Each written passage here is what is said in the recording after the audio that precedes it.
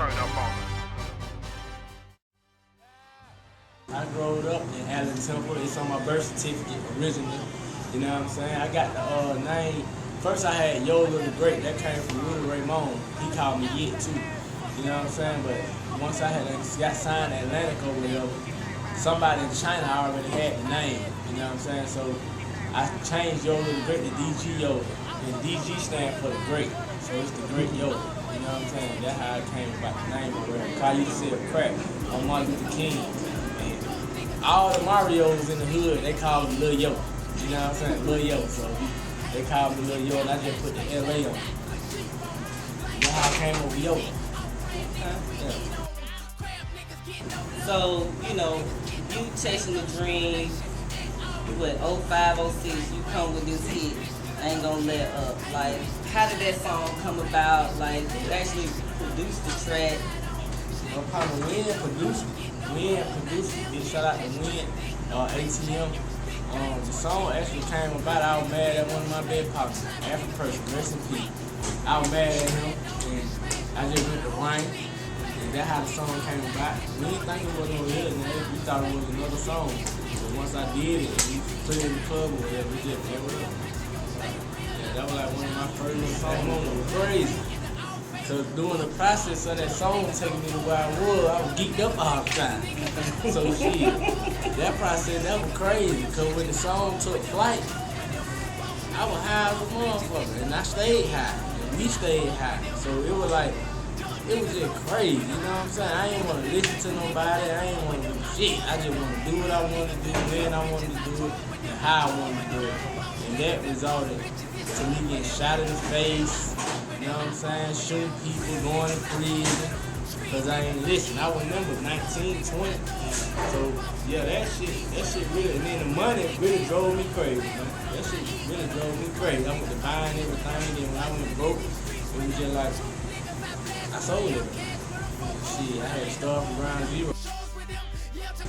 So you talk about just kind of the misfortune of, you know, you getting shot during the moment when you was about to probably become one of the hottest, you know, rappers on the scene or whatever.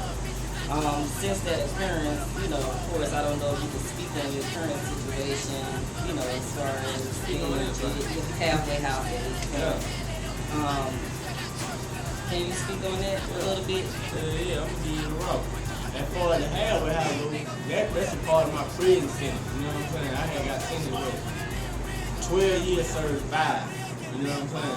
And I did like 4 off of 5, 3.5. So really the halfway house, I had just put in for it, not knowing that I would have got accepted. You know what I'm saying? I'm still fucking up right now. Because at the end of the day, I got to do my music. You know what I'm saying? They want me to work, go to work every day. But I ain't never had no job. You know what I'm saying? This what I do. So shit, when they see this, if y'all see this what it is. I told y'all. So shit, with that situation like that, it's a blessing. You know what I'm saying? Cause I ain't in prison and I'm able to be around you all, my family and everything like that. But I gotta take advantage of the moment. I gotta see the moment. So with the halfway house shit, they don't want me to do this. You know what I'm saying? They don't want me to do no interviews, no music, no none of that shit. And if I do it, they want me to be on the low key about the shit. You know what I'm saying? But how can you be low key? How can you halfway do something? If, in this profession anyway, you can't halfway do this shit. You got to go there. So if they were to catch a whiff of what I'm doing 9 times out of 10, they probably just move me out of Atlanta. You know what I'm saying? They probably just take me to the Grange or some country town like that or whatever and just let me do the rest of my time up there. You know what I'm saying? But it really wouldn't matter because I still work my shit out to do it up there. But I should be getting out that shit in a minute though. You know what I'm saying? Like if it ain't this month, next month, it'll be sometime next year or whatever. We just try the tribulation. Right. Will you have any restrictions once you get out as far as like traveling out of state? No, that's so parole, this is a job too. You know what I'm saying? I mean, like with my current situation with my manager and them, I got a job in their eyes. You know, that's how I'm able to do this. You know what I'm saying? So, no, I don't think it'll be a problem. I think I'll be able to try it or whatever. I just got to get that understanding with my parole. Yeah.